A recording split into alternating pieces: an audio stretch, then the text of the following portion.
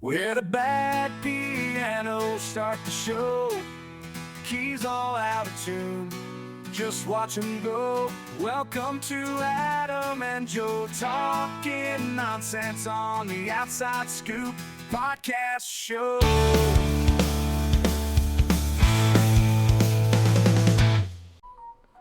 Oh, your phone's on. You just ruined the start of it. Just ruined it immediately. Are we recording this? Still recording. We're just still turn your phone recording. down. I better turn mine on there. Oh no, that's not one. I want do not disturb. Do not disturb. Hello, welcome. Episode 2 of the, what we called it again? It's the Outside Scoop. That's it. It's the Outside Scoop. I had a brain fart then. I couldn't remember Dear. what we did. I didn't remember it at all. You remembered it. First episode, that was fun. I think when we started it, I don't think we thought about making the logo or No. a banner. So we did that all on the fly after recording. Literally just put it together, didn't we? We also, I want to add, although you said at the beginning we're not going to edit this, I definitely did edit it. You did an edit. So there will be edits in this, but it's mainly to cut out interruptions. Yes, that's all that was. Yeah, So we had 2 recordings spliced together there. Because although we are in a private office, people barge in. yeah, nobody seems to realise that this is a private office. So So it was that was fun recording that, chucking it on YouTube, figuring it out how to do it. Yeah. As we're doing it. yeah, literally on the fly. Yeah. Didn't think about it at all. No, just got it on there. You found something online, Yeah, edited it which together. is the reason why the video that's up there now, the podcast that's up there now, isn't the original one that was on the not preview, on the premiere, because the sound was knackered. It was sound It levels wasn't all over good the sound. place. So hopefully we're a bit better. We're not sound engineers. No, In fact, I had no idea. It took me 4 hours to correct that. and we're not professionals in any way. In anything. In anything. Or thing. Anything. Anything. Thing. And made the theme tune as well. Oh, the theme tune's great. That was fun. Didn't think we'd have a theme tune, Yeah, but I felt like we needed a theme we tune. need it definitely brings something to it. It's Yeah. not. This is not a professional get-up, but it's nice to have those things, isn't it? It is. It's nice to have those slightly janky, incredibly janky intro and outro. Yeah. It's yeah. If anybody knows us, we're purposefully putting low effort into this. Yeah, this is high level, low effort. High level. That's what this is. It takes a lot of work to It takes do a low effort. lot of work to be as lazy as this. I'm actually quite tired this morning because 3 children. Oh dear. Youngest being 3 years old. She was up at 4:30 this morning, Oh. and that was due to the fact that yesterday wasn't planned, but we've been thinking about it for a while and preparing Maisie to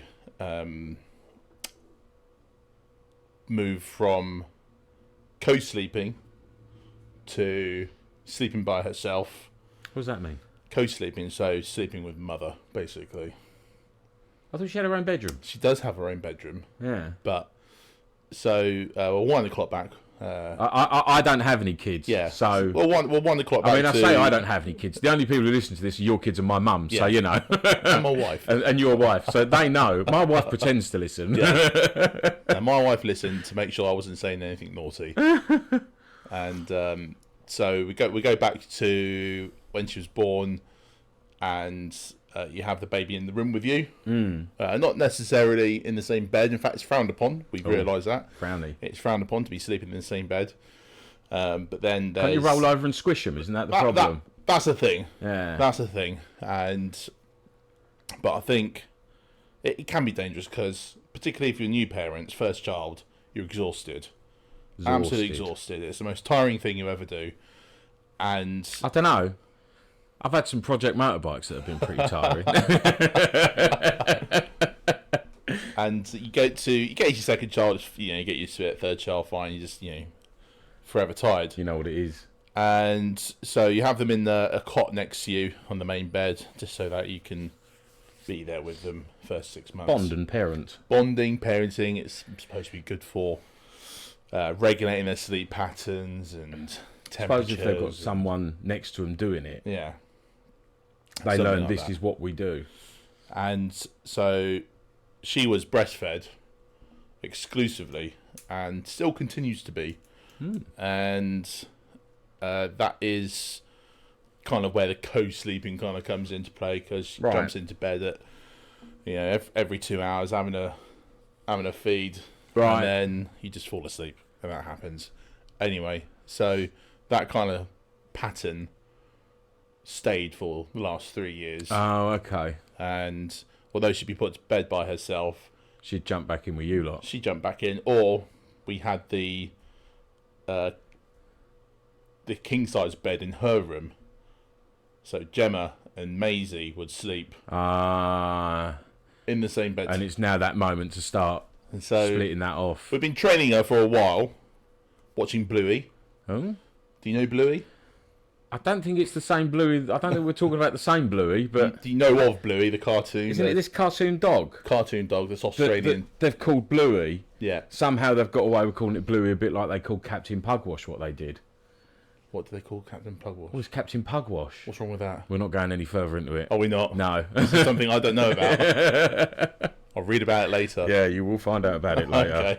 Okay. So yeah, the Bluey, it's an Australian kids program, 6 to 8 minutes an episode. They're all dogs. It's quite fun, and it's actually quite engaging for parents to watch. Is it? Yeah. You can watch it with your kids. Oh, really? Not in the same quantity they can. No, because they can sit there and watch that all day. Just watch nothing else but blue screen. But the dad in Bluey puts all dads to shame. He's a great dad. Is he? Yeah.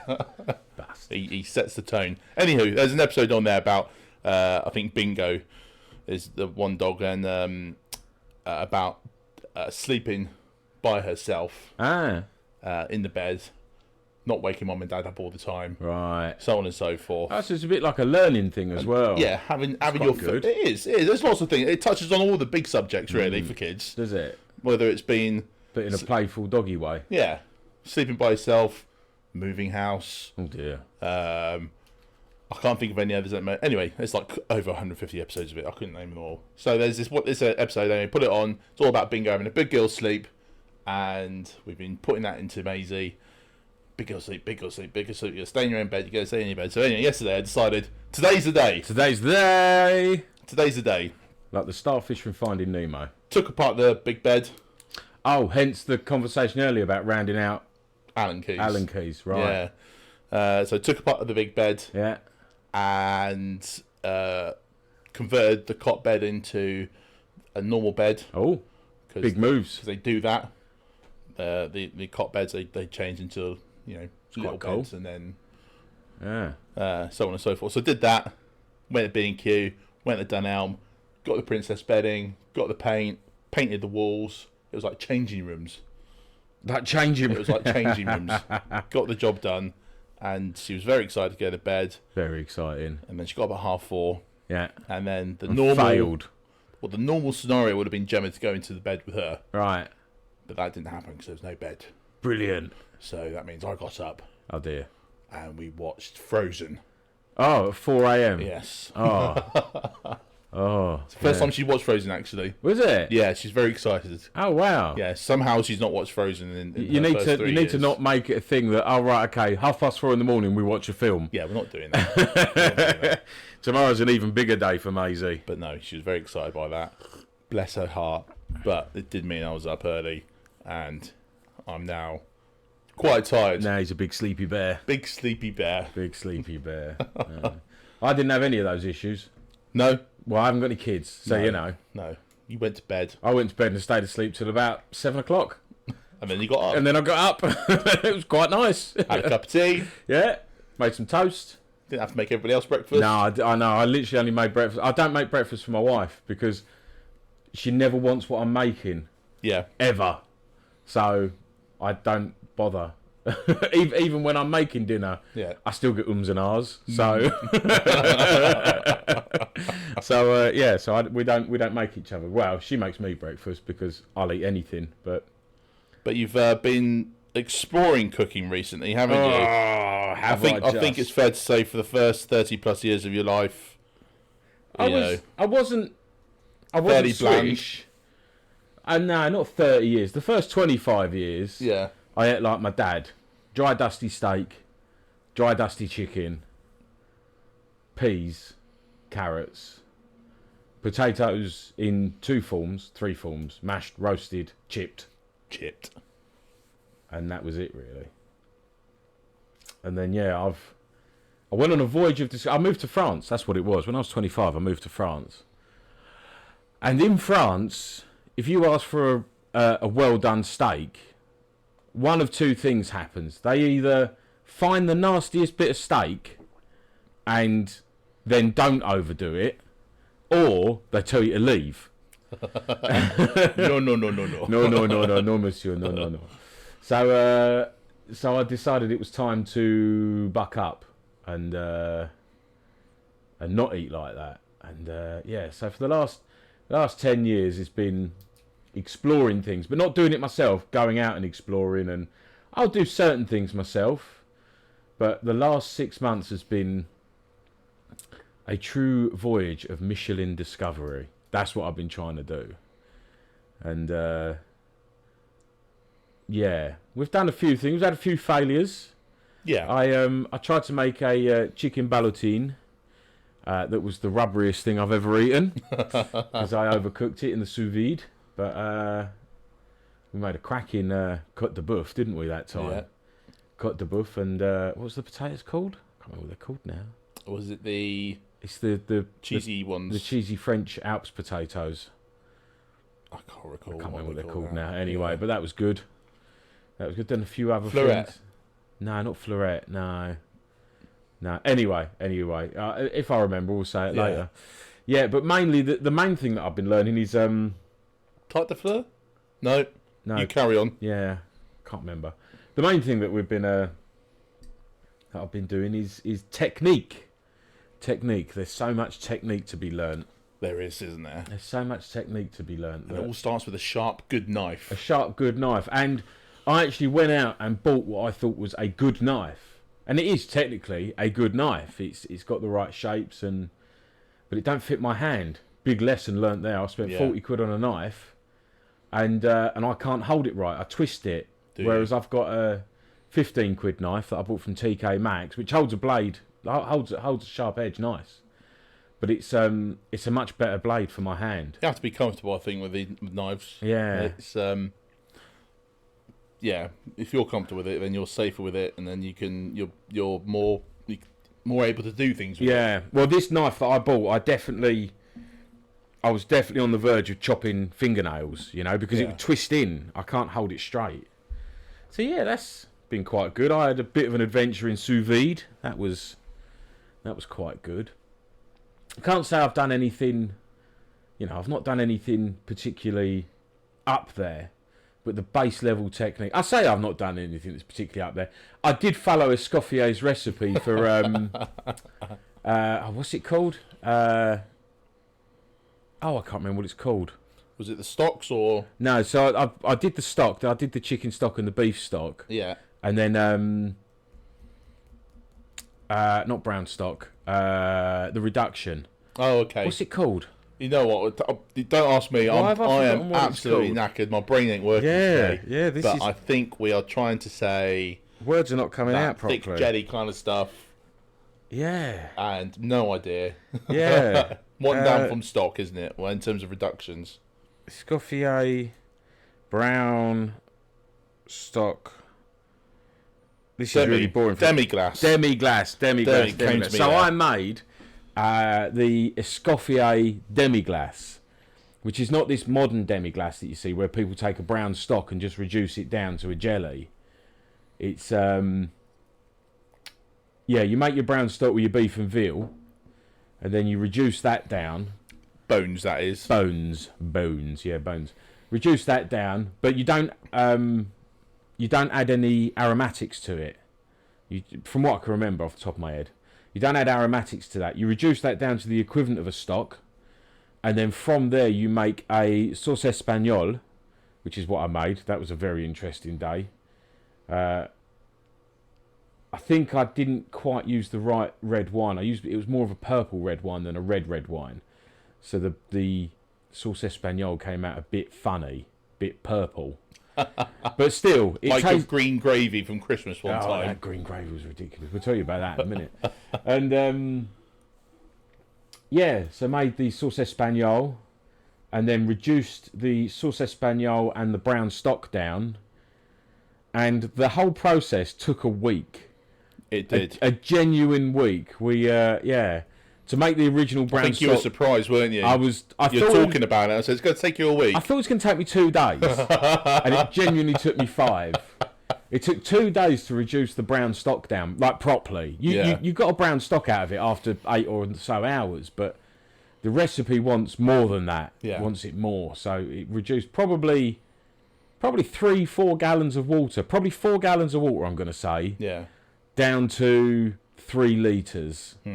And then from that 3 litres, added a litre of sauce espagnole, and then reduced that down to probably 500 ml. Yeah. And as you said, that's the beefiest thing on earth, Yeah. wasn't it? Beef. Beef.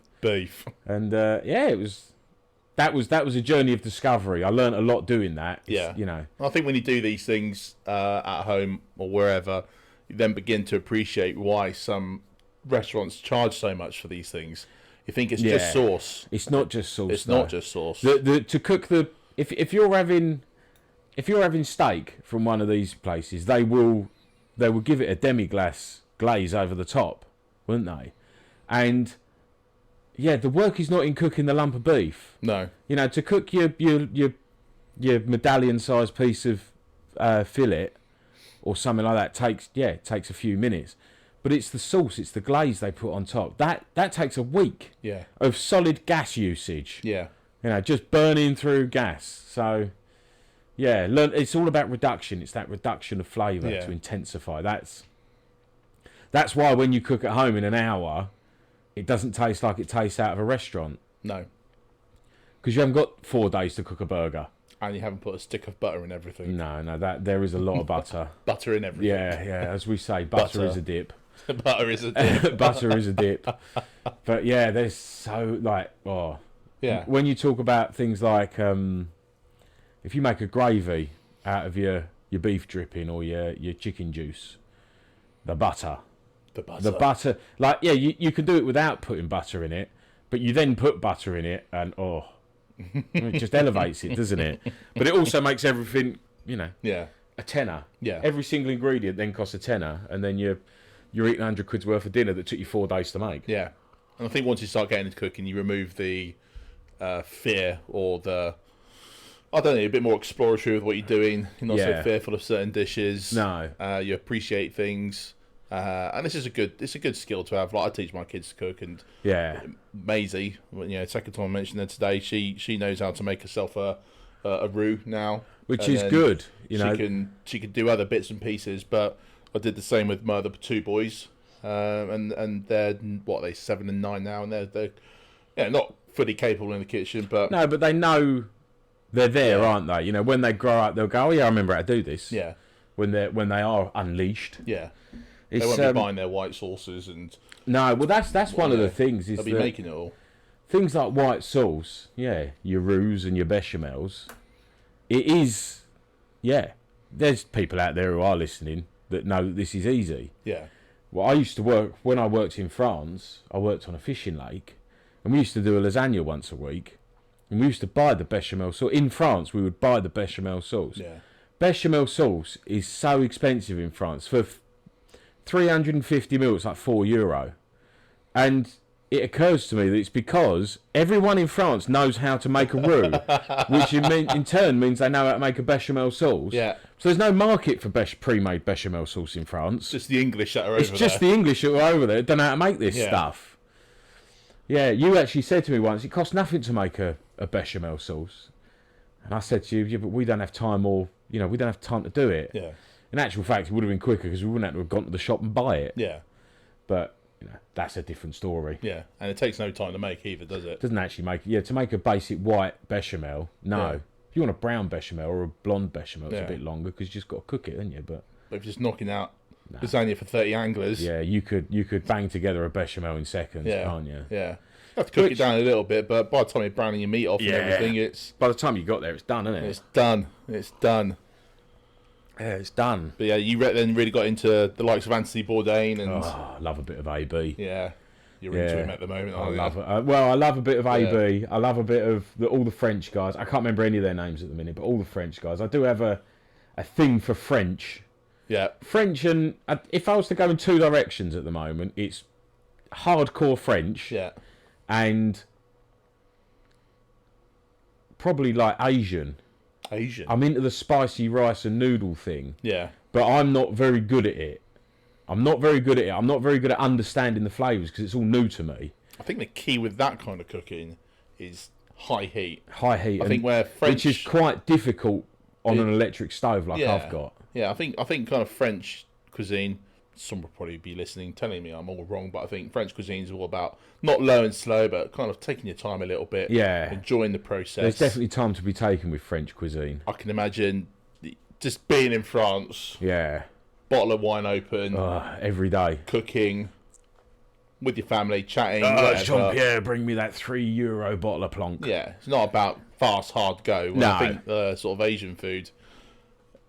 Well, it is quick cooking, isn't it? But woks, I wonder if heat, it's quick cooking because quick cooking is more efficient, and places in Asia they have been poorer, so it uses less fuel, doesn't it? No, there could be something there. But that also could be complete nonsense because I don't know. There could be something there. So. And then I introduced you to Keith Floyd the other week, didn't I?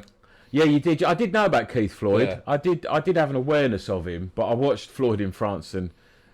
That man, lad, that bloke. I don't like that beginning shot with him driving that. Is it? It's a Beetle, but it's on the. Is it a Citroen? Is it a Citroen? Oh yeah, it's the Citroen. It's got like the. It's got the army body on it, isn't it? It's like the corrugated metal on it, and you can just see that he's already drunk. Yeah. Driving down the road in this Citroen. To go and eat more food and get more drunk. Yeah. It's sounds great, doesn't it? Couldn't get away with it today. No, of course not. Do we endorse that kind of behaviour? No. I mean, you wouldn't do that, but to watch him, it's like, yeah, he knew how to eat. Yeah. He knew how to eat and he knew how to drink. Yeah, and I've read his Wikipedia page. Sort of, when we were talking about him, and I was like, let's go, let's look at it up. And as far as I could tell, he had 3 or 4 heart attacks and strokes. All in pubs towards the end of his life. I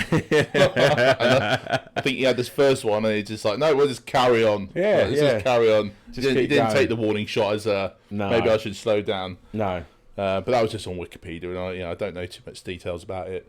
But yeah, it's I think he inspired a generation of TV chefs. Absolutely, and I think it paved the way for people like Anthony Bourdain and. All of them, yeah. Anthony Bourdain, Le Gavroche man, what's his name? Roux.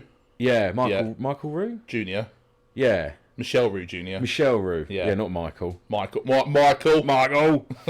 us up an omelette, Michael. You can go all the way from him to Marco Pierre White. Yeah. Straight through to, I mean, that is the route though, isn't it? It's Michel Roux, Marco Pierre White, Gordon Ramsay. Yeah.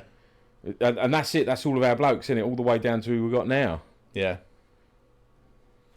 Rock and roll, isn't it? Oh. I think it's rock and roll. There ain't much left that's rock and roll like that. I don't think chefing now is like that. Yeah. Well, we know a few chefs, and chefing definitely isn't what it used to be with regards to the rock and roll side of things. Rock and roll, baby. Yeah.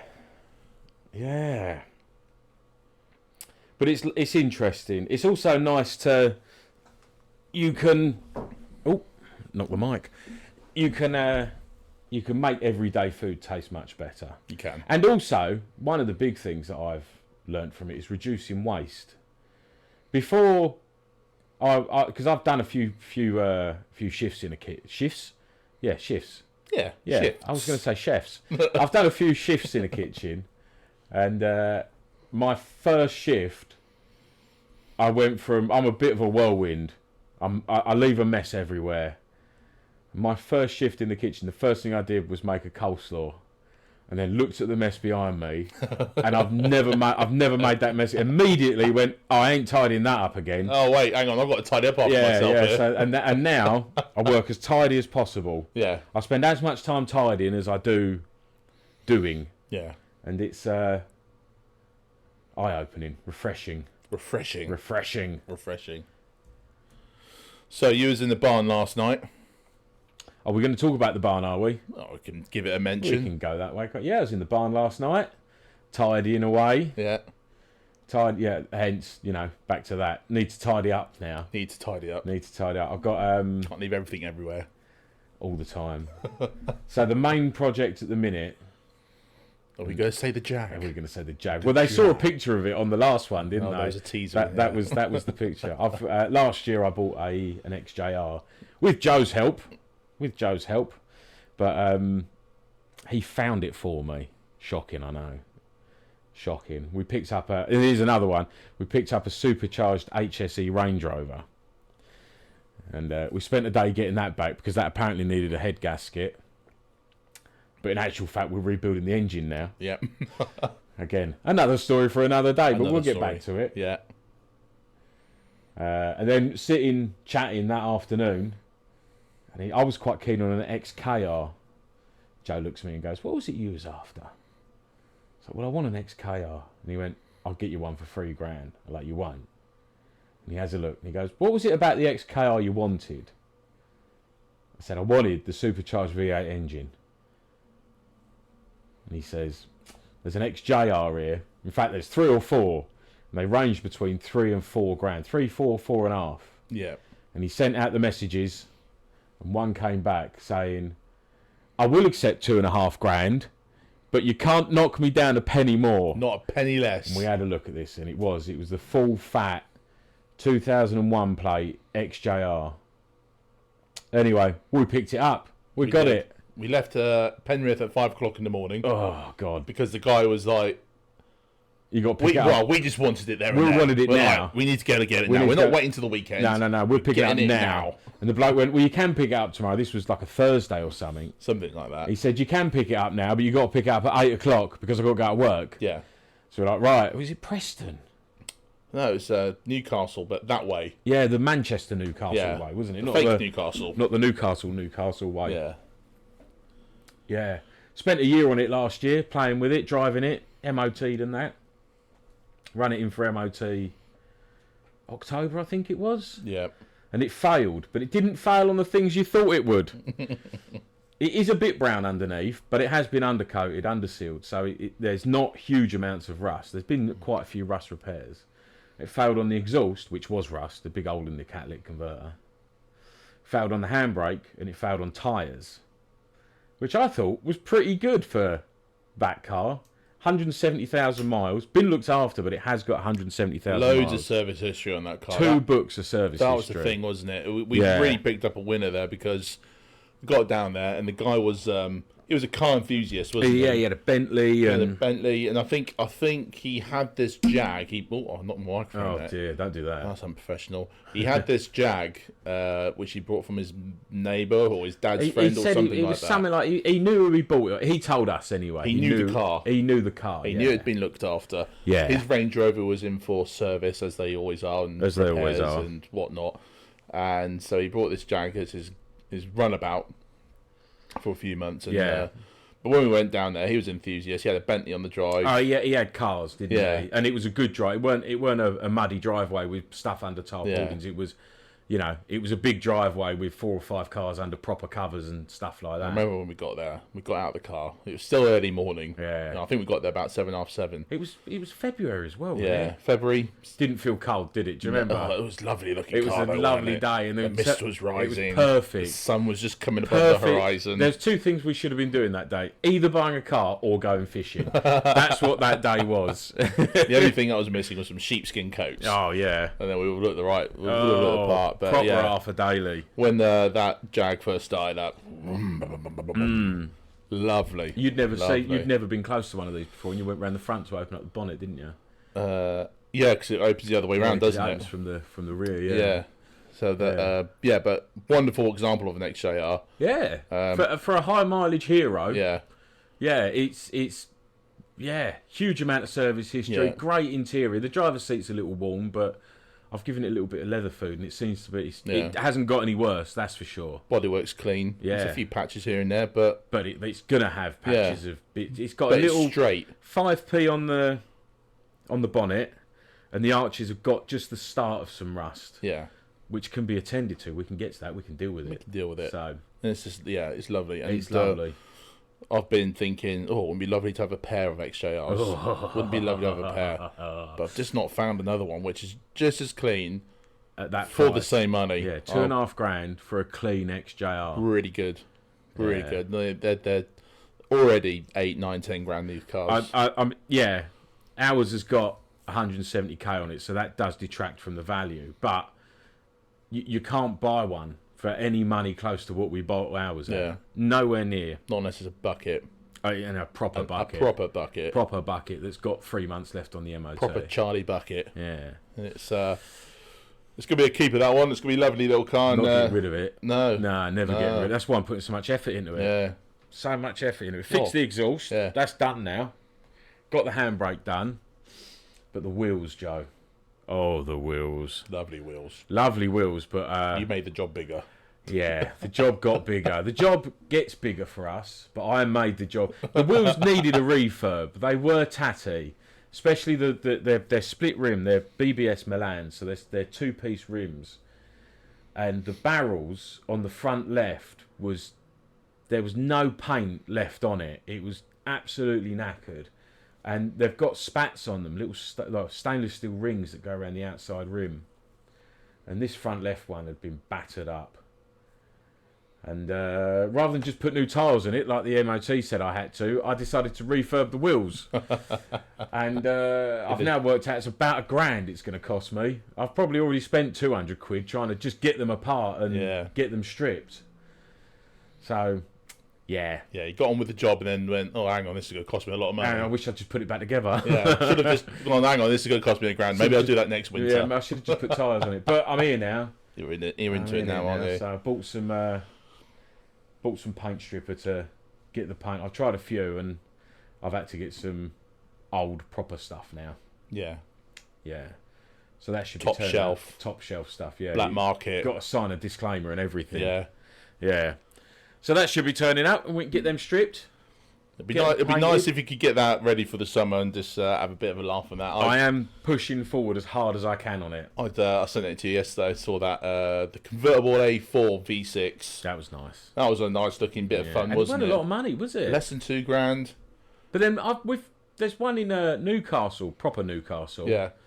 That's the V8, the 3.6 V8. Was it a 3.6? I think it's a V6. Oh, that one that I sent you is a Is it the A6? Yeah, I don't think they do a V8. didn't they? I'm pretty sure it's V6. Anyway, I thought that was quite good because it was Yeah. 1,200 quid. Yeah. Sort you out for an MOT, wouldn't Yeah, it? yeah, yeah. Keep you going for a year. Anyone that doesn't know. Oh, I've Here we go. You'll enjoy this. I've driven 4 or 5 Range Rovers. Range Rovers. Yeah. Range Overs. About this time last year, For about 12 months now, yeah. Joe decided, no, I'm now a Range Rover man. Yeah. And I think it might be the worst decision he's ever made. Yeah. Yeah. Don't ever do it again. No, we've got, what have we got? You started off with the 03 plate Range Rover, which has got the TD6, the BMW 6-cylinder diesel. 05, yeah. Is it 05? Sorry, Yeah, it's the 05, yeah. You started off with that one. Great engine. That would be the car you would be driving now if we could sort the ABS problem out. Yeah. But we haven't even looked at it, so The car's it's a bit knackered, isn't it, that one? it is a bit knackered. But Yeah. I think I'd rather a knackered car that's doing 30 to the gallon than what you're currently driving. 17. 17 to the gallon, that is, not 2017. 17. It's the 3.6 TDV8 Range Rover, L322, Yeah. 2010, 160,000 on the clock. Yeah. And we've come to the conclusion that the turbos have gone. We chased the problem around, didn't we? We've replaced everything on that intake system apart from the turbos. And it just isn't it's just not fixing. it's not, is it? It's not fixing. So we've got to do the turbos. And we're not going to do the turbos. Not at the minute, we're not. It's a big job, and Yeah. neither of us have the time to The biggest issue do that at the moment. is at the moment we don't have a lift. We don't Yeah. have a car lift. So, yeah, we haven't got a car lift. So if anybody does have a car lift, £500, let us know. Send it over. All 15 of you. Then I had so that's what I'm driving at the moment, the 2010 3.6 with TDV8, Naka turbos. Naka turbos. So I'm still driving that. Still driving it because, you know, It's got an MOT. it just keeps Is it it's insured? got MOT, it's insured. Why not do 17 to the gallon? Slowly. Really slowly. Before that, I had the 2008 TDV8. Which is the one that we want to... Yeah, But that we got to replace the gearbox on Yeah, it. so- There's a pattern here. there's a pattern here. There's a pattern here. L322, broken. Broken, Yeah. but we've got the gearbox. Went down to where did I go for That that was one? Newcastle again. That was but the other Newcastle, Newcastle, fake wasn't it? Newcastle. Went down Yeah. there to pick that up. Only £50. The guy brought it to do his Range Rover. He was a truck mechanic, and then he decided he didn't want to do it because He got fed up with Range Rovers as well. he got fed up with spinning spanners. He does it all week, and he doesn't want to do it on the weekend. So he got fed up with Funny spinning that. spanners for Range Rover on his car. So he got rid of his one, and he had his gearbox. What else is down there? Oh, there's the Land Rover Discovery. Yeah, you got the Discovery, but that shouldn't be too tricky.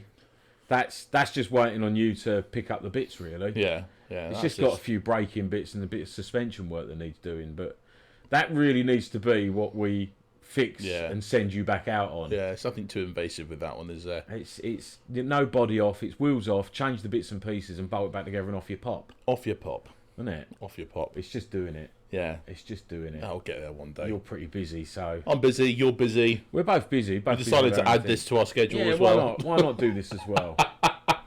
Why not do this? Why not do this as well? Yeah. So we call it Rolly. Rolling. Supercharged V8 Range Rover. Yeah. Um, Rebuilding that engine. Yeah, we need to rebuild that engine. We took the heads. So this is the one with the we purchased it knowing that the head gasket had gone on it. We knew it had gone. So that was part of the deal. Joe had messaged me at about 1 a.m. the day before we picked up going, can we do a head gasket on a Range Rover? And me, having never worked on a Range Rover before, sort of shrugged my shoulders and went, well, I can't see why not. Yeah. Yeah, should be all right. 2 years later. Yeah, 2 years later, it's in as many bits as an engine can be in. Took the heads off, and we saw the pistons and the walls. Yeah, so what happened was the head, it had no compression on cylinders 3 and 4, sorry, which are the driver's side bank rear 2 cylinders. And the idea was to strip the heads off, get them skimmed and bolted back together because we thought it was a head gasket issue. Turns out actually the heads were okay. It wasn't a head gasket issue. The pistons had blown out. Yeah. So pistons 3 and 4 had holes in them, and this had damaged the cylinder wall as well. But on this engine, the cylinders are integral with the block. So it just opened up a can of worms. It did. At that point, the engine had to come out. Yeah. And at the time, I was doing it on a gravel driveway. Yeah. And that was just a job. That was just it. You would come along and help as much as you could. Yeah. But at the time, you was busy with other things. So Yeah. you'd come along and help for half hour or so. Yeah, that was a job, though. And taking the engine out. That was a job. That was a job. Yeah. It was interesting. So we thought, let's go buy an engine. Let's just go buy an Let's engine. just go buy an engine. Can't be that hard. It's the AJ V8, so it's the Jaguar V8 engine that was developed in the late 90s. Same engine as in the XJR. Yeah, it's the same engine they use now. Yeah, they still use And it. apparently it's the same engine as the AJ6 engine, the AJ V6 engine. Yeah, they just took a V off. Yeah, they took a V off. One- Apparently, we've never had one, but Yeah. apparently. So it's a good engine. We did that, and we thought, let's jump on eBay, find an engine. Yeah. Engine's a grand. Let's buy an engine. It's not a problem. It's not a problem. Yeah. No. No. No. No. The engine for the XJR's a grand. Plenty of those. Oh, if you need an XJR engine, it's like confetti. Yeah. But if you want the AJ V8, which will fit a L322, Yeah. you now got to spend 5, 6, 7 grand. It is that kind of money and all. And it's just the engine mounts and Well, yeah, it's. I don't know about the mounts. It's the bell housing, isn't it? It's the connection between the gearbox and the engine is different. Yeah, so they're different, and for that you got to pay a premium. So we haven't got that sort of money. So I thought, let's go buy a block. Yeah. Let's go get a new block. Go get not heads, yes, cylinders. We got the heads skimmed. They came out alright. They came out good. Yeah, they were cheap, weren't they? A couple of £100 to get that Not done. not even that. Was it not? It was less than £100. Wow. It was less than £100 to skim those. That's really good. So anyway, found the block for a wanna, wasn't it, £100. And it was in, as everything is. Everything on earth. Yeah. If you live in Cumbria, to go and buy anything, you've got to go to Norfolk. Got to go to Norfolk. Oh, So we drove down there. all day. All day. We drove down there to go day. pick that up. And I did that in the TD6. Yeah, that was the 05 plate Range Rover, wasn't it? And she was driving fine up until the day we took it to Norfolk. Yeah, that knackered it, That killed it. That killed the torque converter. Yeah, it did. So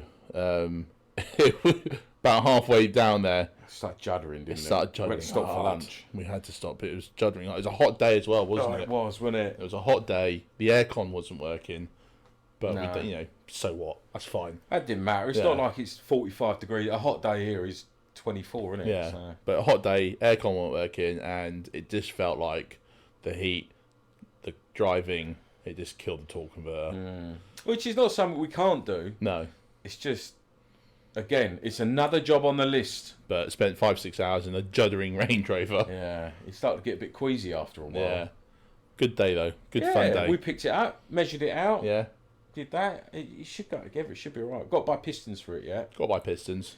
So we've already measured those out. That shouldn't be a problem. Yeah, and we've got to build it. Got to build it. But at the moment, it's sort of scattered to the four winds of Cumbria. So Yeah, it's everywhere, isn't we've it? just got to gather all of the pieces back together. And then you've got your motorbike you need to fix as well. Not fix, you got to put it together. Just got to put it together. My plan is, I've got the Jag. I need to do the Jag wheels, so I'm waiting to get them stripped. That's going to be a bit of a stop-start project. In between that, the motorbike's going to get put back together. That shouldn't be too much of an issue. I've got all the bits. I thought I'd done a really good job. I bought a load of like takeaway tabs, and I thought I'd done a really good job at organising all the bits. Since I stripped this bike, we've moved twice, and I've looked at these boxes, and one of them genuinely says front end ? So I don't know what I was doing. I took some pictures. I've looked back at the pictures, and they're meaningless. It's just a mess of motorbike stuff. So I don't know what I've done. The biggest issue I'm going to have is sorting that out. I need to spray the panels, but it's just a silver. I've already done the work to prep them. Yeah. I've already done. They're all smooth and ready to go. I've literally just got to spray some silver and some lacquer on it. So that's ready to go. Just got to bolt it up. Yeah. Yeah. Yeah. And then in between that, so it's only 2 projects concurrent at the minute. I think the lesson is whenever you're taking anything apart, Put it back together. the day you take it apart, or just have the space where you can take it apart, label it, place it down somewhere, Yeah. and it just sit there and never move it. If you and think you're doing a good enough job at labelling it, Yeah. you're not. do it more. harder, yeah. Do it harder. Take yeah. photos, write things down, Yeah. and don't chuck it in Chinese boxes saying front end ? Yeah. That And then doesn't- move twice. That doesn't work. Yeah, they moved twice. Yeah, that was the real knack. Yeah. Chuck it all in one box, and then another. Do what my dad used to do. Just throw it all in a bucket. It would be fine. Chuck it in the bucket. The amount of buckets my dad had full of random bits from motorbikes, and yet he always put them back together. As long as the bolt kind of fits. Well, as long as it goes in, And if it's more or goes less in the hole, torqued up. doesn't it? Goes in the hole. It's nearly there. It's only 10 or 20, Yeah. 20 off on the torque wrench. Yeah, I always remember buckets and nuts and bolts when I was a kid. Everywhere, Yeah, everywhere. yeah, everywhere. But this won't be the last time we'll be talking about cars, motorbikes, buckets, Projects, projects, getting them wrong, wrong. barely ever getting them right. We haven't got anything right yet. Well, We haven't had a win yet. I don't know. No. No, The exhaust was a win for me. The car's still not back on the road yet. No, but the exhaust works. Yeah, I had to weld that exhaust up. I had to weld a hole in the catalytic converter, yeah, and I had to re-weld flexible couplings, flexi couplings onto Yeah. the X pipe, and I did it. There's no leaks. The Jag's quiet and smooth. Yeah. Yeah, We get it MOT'd. yeah, and Then we'll mark it as a win. and then we'll mark it as a win. Once it's MOT'd. I've been looking for wheels. I've got a bit impatient. I thought maybe I'd just buy a set of wheels, but this Jag's got the 4-pot calipers. It's like they're not monoblocks, but they're 4-pot calipers, and so only the 18-inch wheels will go over them. Yeah. And the only 18-inch X308, because it's Jaguar X308, the only wheels that fit that are 18-inch that I can find are BBS branded. Yeah. So they're the BBS Milans or the BBS Milano, something like that. And they're all 250, 300 quid a wheel Each. usually. Yeah. I found a couple of listings on eBay that were 350 quid for a set of 4, but they were as knackered as the ones I've got. So then are you just taking a step back? You potentially are. You just got to get on with the job sometimes. Thing is, they're haven't quite clean though. Structurally, they're not. There's no splits in them. There's you? no. My ones. Yeah. Mine are they're round and there's no Yeah. cracks or anything. They're fairly straight. So I think. Oh no, they are straight, Yeah. aren't they? Not like on the BMW. Oh my god, BMW wheels. What a nightmare. Like blue tack, aren't they? BMW M Sport. I got a BMW E90, a 318D. And the wheels, I had the M Sport wheels on it. I've had 2 sets of M Sport wheels on it now, and both of them have cracked the rear rims. Both of them have got. So they're odd wheels. They've got the 225 wide on the front and the 255 on the rear. That's what the M Sport had. And I had a set of gunmetal grey wheels on there, and both back rear right, so rear right tyre, a crack like I've never seen in a rim before. Yeah. You could slip a bit of paper in there, it's so big. And then another set of wheels, again M Sport, where one of them's out around, wonky as anything. I've actually resorted to putting standard 17-inch wheels on it. Have you? Yeah, because they don't break. Yeah. You can't have anything fragile on the road in Cumbria. No. It just if the road's not full of potholes, it's too low And for someone in your job where you're driving about a fair bit, all the time. yeah, you just want to be comfortable. You want a boring, comfortable car, don't you? Which I thought a 318D would be. Yeah. As it turns out, they're quite an engaging drive, They're cool cars, actually. which aren't then they? makes you drive too fast through potholes. The great thing about those cars is they do 50 to the gallon, but It when you does, put your yeah. foot down, you're doing 0 to 60 in what, An 8 amount. seconds, 9 seconds, 10? 9 seconds, something like that. Yeah, not the fastest thing in the world, but, No, but- there's a bit of oomph in there, isn't there? Yeah, and because there- you're so low to the ground when you're sat in those seats. It's a great driving car. Yeah. It's a great driving car. But I've had to go back to not go back, but I've had to buy these standard wheels. If anything, it was the best thing I did for it. Yeah, Because it's so smooth. It's so much smoother. You go over potholes and it doesn't... There's times where I could feel where I went through a pothole and, that wheel's now bent. yeah, That wheel's now an oval. yeah, Whereas these ones, they're much better. Much, much better. That higher sidewall's so much better. yeah. But under trays is a problem on BMW E90s. Well, for me anyway. For me, I bought it last year, and within 2 days, Joe and I were in it, and we parked up at a shops somewhere, and immediately I parked the bumper over a curb. Yeah. One of them ones you don't know, it was pulled out, and the whole front end lifted as it popped over the curb. Pop.